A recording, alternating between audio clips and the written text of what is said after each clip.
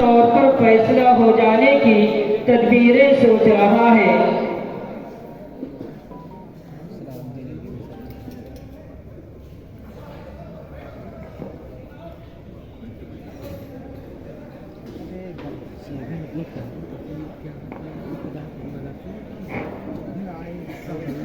ملک العادل، ارشاد عالیہ، ہم چاہتے ہیں کہ جنگ نہ ہو، کیونکہ جنگ میں ہزاروں جانیں جانے کا خطرہ ہے۔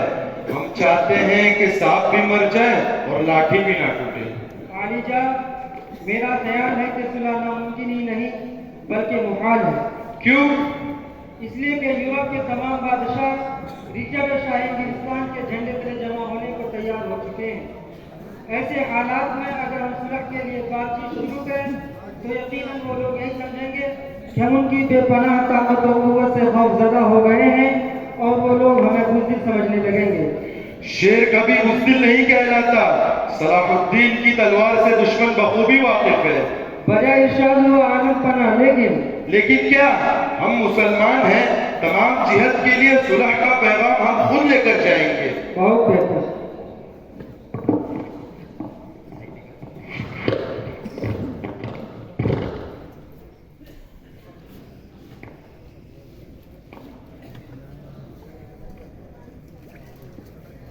رچرڈ شاہ انگلستان اپنے تمام یورپ کے بادشاہوں کے ساتھ تشریف لا رہے ہیں۔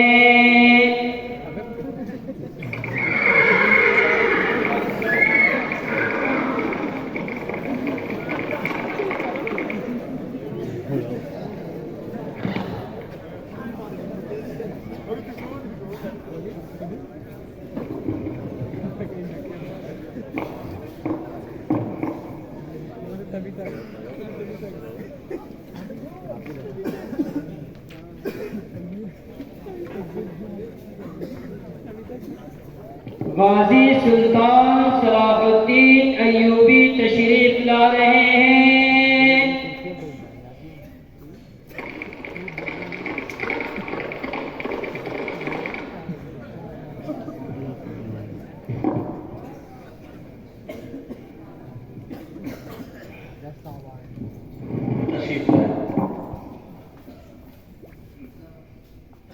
بیٹھ جائیں۔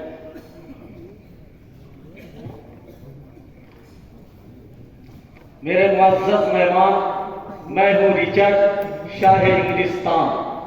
رچرڈ نہیں، شیر دل رچرڈ۔ عزت افزائی کا شکریہ۔ یہ سب حضرات کون ہیں؟ یہ سب یورپ کے 11 بادشاہ ہیں جو ہمارے شانہ بشانہ جنگ کرنے کے لیے تیار ہیں۔ ایک سپاہی کے مقابلے میں اتنے بہت سے شہنشاہ؟ صلاح الدین کے پاس تو صرف ایک ہی چمکتی ہوئی تلوار ہے۔ ذرا ملاحظہ فرمائیے، یہ صلاح الدین کی تلوار ہے۔ آپ بھول رہے ہیں صلاح الدین عیسائیوں کا زرہ ریشم کا نہیں بلکہ فولاد کا بنا ہوا ہے۔ صلاح الدین کی تلوار فولاد کو ریشم کی طرح کاٹ دیتی ہے۔ اس وقت ہم یہ سننا چاہتے ہیں کہ ہم صلح پسند کریں یا جنگ؟ آپ کو نہیں معلوم ہم لوگ 11 بادشاہ ہیں؟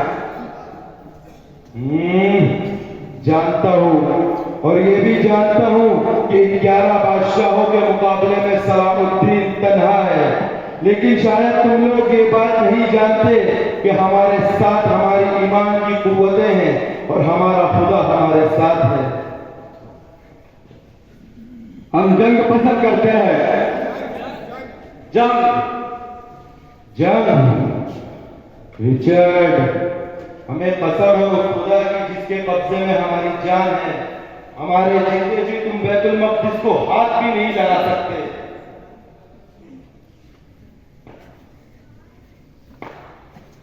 سلطان واپس چلا آیا اور جنگ کی تیاریوں میں مصروف ہو گیا۔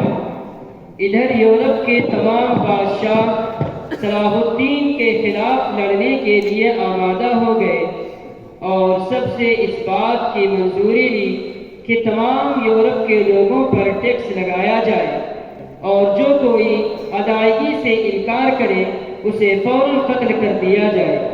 چنانچہ اس سے بے شمار دولت اکٹھا کی گئی جس سے عظیم الشان فوج اور سامان حرب تیار کیا گیا اور رچرڈ تمام یورپ کی فوجوں کو سمیٹ کر ساحل شام پر اترا اور اکا کی جانب چل پڑا۔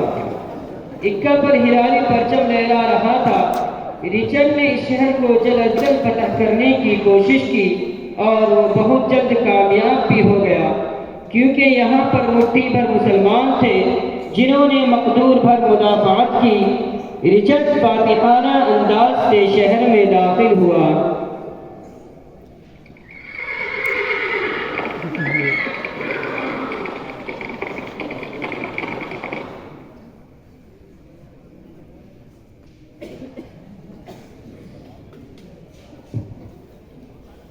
قضائے جب تک رچرڈ کی تلوار نیام میں نہ جائے قتل عام جاری رہے، خبردار کوئی مسلمان زندہ نہ بچنے پائے۔ بہت خوب عالی جاں عیسائیوں۔ قضائے عالم پناہ، ان مسجدوں کے خوبصورت محراب، آسمان کی طرف سر اٹھائے ہوئے بلند مینار پیوند زمیں کر دیے جائیں، اکا میں مسلمانوں کی کوئی یادگار باقی نہ رہے۔ بہت خوب قضائے عالم پناہ، آپ فوج میں اعلان کرا دو، انہیں پوری آزادی ہے، وہ فتح کی خوشی میں جو چاہے کریں، ان کے لیے بہترین اور کافی سے زیادہ مقدار میں شراب مہیا کریں۔ بہت خوب۔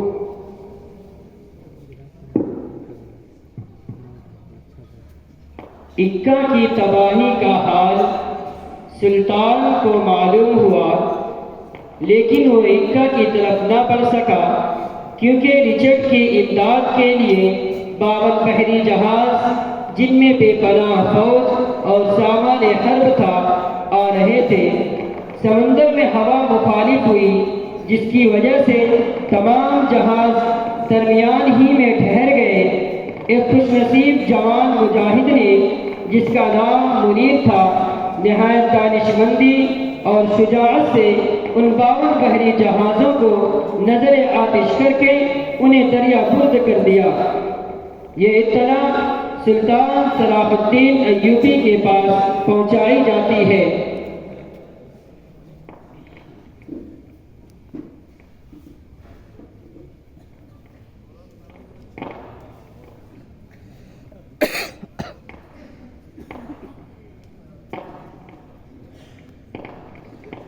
اتنے میں ایک قاصد اندر آتا ہے۔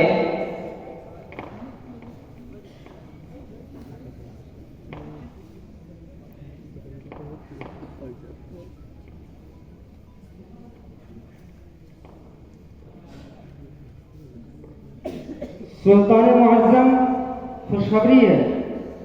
کیسی خوشخبری عادل؟ ہم جلد از جلد سننا پسند کریں گے۔ سلطان معظم، دشمنوں کے 52 جہاز میں آگ لگا دی گئی اور انہیں سمندر کی تہ میں پہنچا دیا گیا۔ شکر ہے پروردگار کا، حضور آج قدرت نے خود اکا کے بے بس اور مظلوم مسلمانوں کے قتل عام کا بدلہ لے لیا۔ عادل، دعا کرو کہ پروردگار منیر کو جنت الفردوس میں جگہ عطا فرمائے۔ اس نے اپنی جان پر کھیل کر دشمنوں کا بیڑا غرق کیا ہے، اس کی بہادری پر ہم اسے داد دیتے ہیں۔ اتنے میں ایک جاسوس اندر آتا ہے۔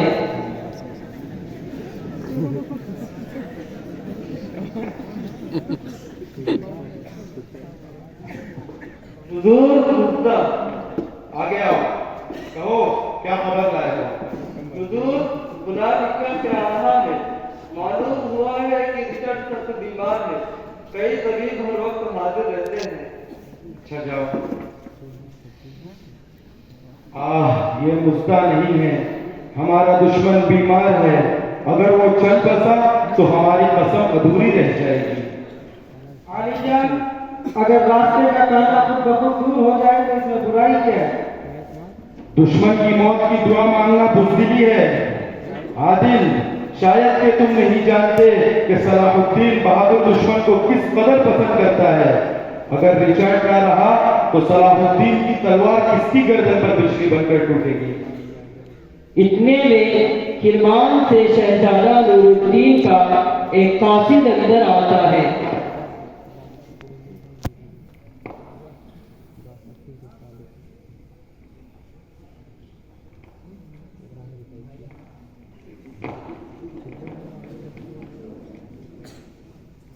सुल्तान मुअज्जम किरमान से शहजादा नूरुद्दीन का कासिद आया है। पैगाम है कि किरमान पर बगैर कुछ तोफों के कब्जा हो गया है। शहरियों को अमान दी गई है और जिजिया की रकम वसूल कर ली गई है। मजीद ये लिखा है कि रिचर्ड की तशवीशनाक हालत की खबरें बदस्तूर आ रही हैं। हुक्म सानी का मुंतजिर हूँ। रिचर्ड की हालत तशवीशनाक है। आह रिचर्ड,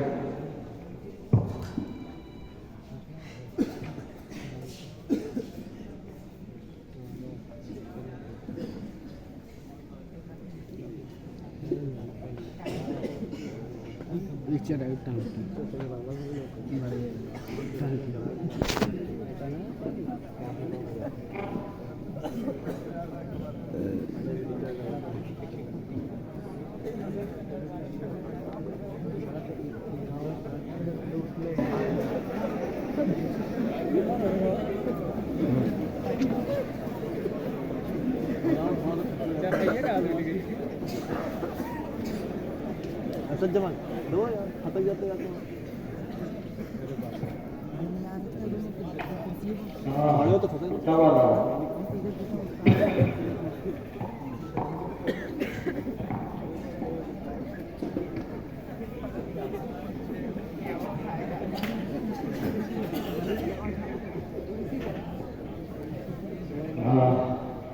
फौजों में हिरास तो नहीं फैला कहीं, उनके लिए ऐश के सामान मुहैया करो।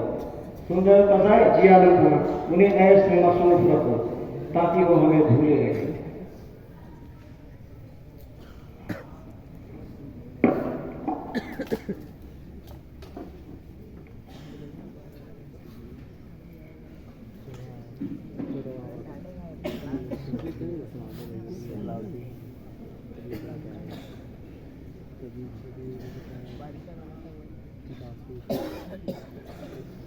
हुजूर, सुल्तान सलाहुद्दीन अय्यूबी का शाही तबीब आया है, अंदर आने की इजाजत चाहता है। आलम परा, सुल्तान सलाहुद्दीन ने अपना शाही तबीब भेजा है, अंदर आने की इजाजत चाहता है। उसे अंदर भेजो। हुजूर, मेरा ख्याल है कि आप उसे इलाज करने की इजाजत न बख्शें। आखिर क्यों? जहाँ पर इसलिए कि सलाहुद्दीन कुछ भी हो, आखिर दुश्मन है, हो सकता है इस नाजुक मौके से फायदा उठाए। कसाई, सलाहुद्दीन बुज़दिल नहीं, वो ऐसा हरगिज नहीं कर सकता। बहुत बेहतर, उसे अंदर भेज दो। घर जाने की इजाजत है।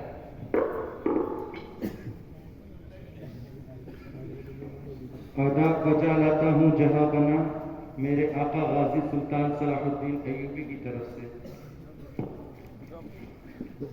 कसाई, पढ़ो हमारे दिले दुश्मन ने क्या लिखा है।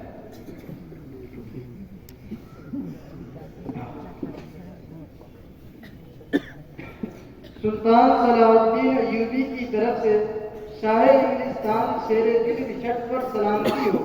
जब से आपके बीमार होने की खबर सुनी है, सख्त बेचैन हूँ।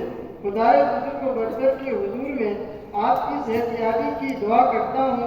शाही तबीब हाजिर खिदमत है। मुझे उम्मीद है कि आप बहुत जल्द तंदुरुस्त हो जाएंगे। खुदाए उनके खुशबूस आपको जल्द सेहत अता फरमा दे। आमीन।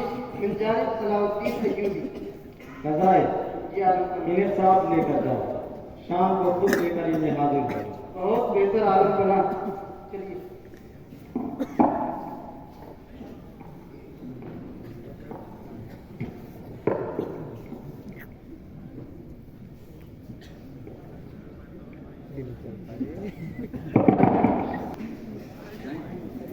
सही हुआ और एक ठीक है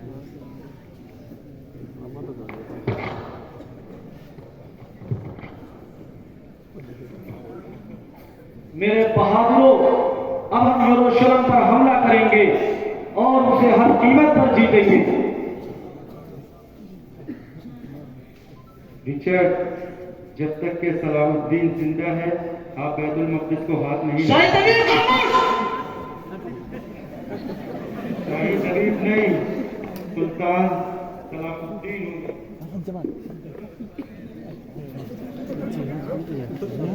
रिचर्ड ने देखा तो पत्थर का बेजान मुजस्समा बनकर रह गया। शाही तबीब के लिबास में खुद गाजी सलाहुद्दीन खड़े थे। درباری بھی حیران دیکھ رہے تھے۔ غازی صلاح الدین جا چکے تھے۔ عالم بنا آپ نے کلام کی پھرتی نہیں دیکھا، اگر آپ مجھے ایک پڑیا سنتی دے پھر دیکھیے میں بلے جھپک میں سب کا دونوں سنوں گا۔ نہیں قضائے نہیں، تم نے دیکھا صلاح الدین کس طرح بہادر ہے۔ حضور کی سوچ میں ارشاد کرنا ہے، وہ لوگ ابھی دور نہیں گئے ہوں گے۔ قضائے تم اس کی گرد کو بھی نہیں پا سکتے، ہم صلاح الدین سے اپنا بدلہ لیں گے، چلو جنگ کی تیاریاں کرتے ہیں، چلو۔ بیت المقدس کے سامنے خیمے گاڑ دیے۔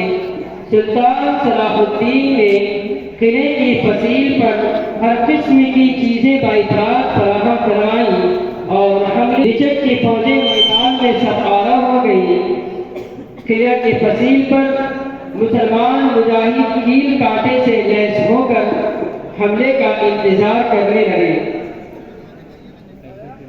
رچرڈ نے سپاہیوں سے للکار کر کہا،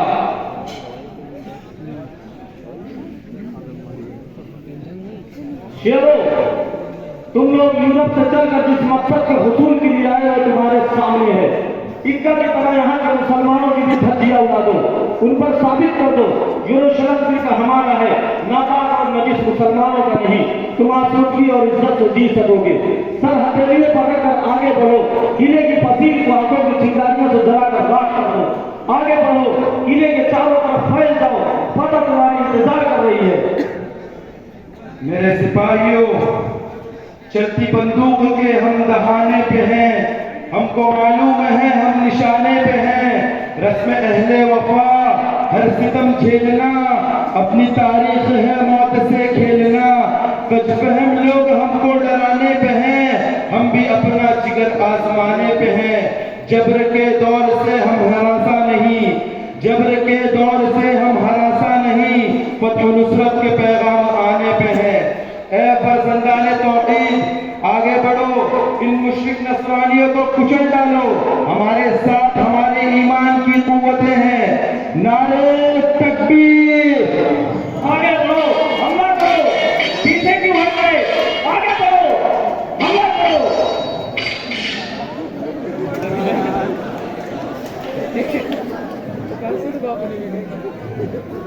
عادل ذرا جا کر معلوم کرو وہ آنے والے مسلمان حضرات کون ہیں۔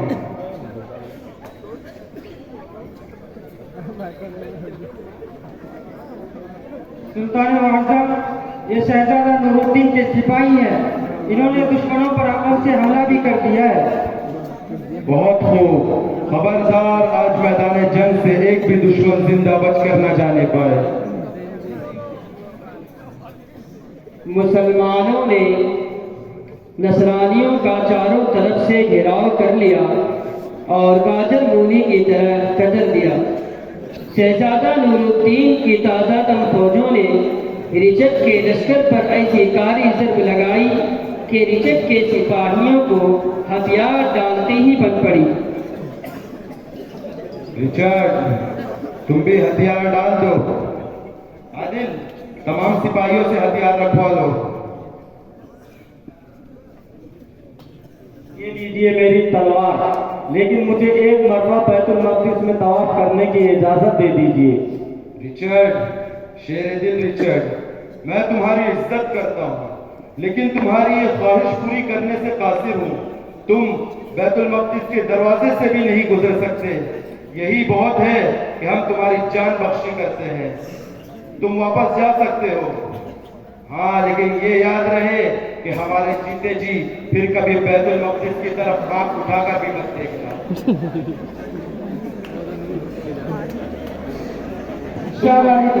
تم وزیر اعظم ہونے کے علاوہ ہمارے حقیقی بھائی بھی تو ہو، اپنی خواہش کو ظاہر کرو، کیا چاہیے تمہیں؟ خدا سلطان معظم کو مجھے فکر عطا فرمائے، حضور مجھے صرف 1000 نصرانی قیدی چاہیے۔ 1000 نصرانی قیدی؟ عادل کیا تم انہیں قتل کروانا چاہتے ہو؟ نہیں نہیں عادل، ہمیں شرمندہ مت کرو، صلاح الدین اپنی قسم کو نہیں بھولا، تم کچھ اور لے لو۔ عادل ہم سے دنیا کی ہر وہ شے مانگ لو جو ہمارے قبضے میں ہے، مگر یہ نہ مانگو ورنہ تاریخ مسلمانوں کو ظالم اور سفاک قرار دے گی۔ سلطان غلام نے 1000 نصرانی قیدی قتل کروانے کے لیے نہیں مانگے، بلکہ طواف بیت اللہ کی اجازت دینے اور انہیں رہا کرنے کے لیے مانگے۔ ہم بہت خوش ہوئے، تم نے پہلے ہی ہمیں اپنے ارادے سے کیوں نہ آگاہ کیا؟ 1000 قیدی ہم نے تمہیں عطا کیے۔ اچھا آگے سنو، باقی تمام قیدیوں کو بھی ہمارے نام پر رہا کر دو۔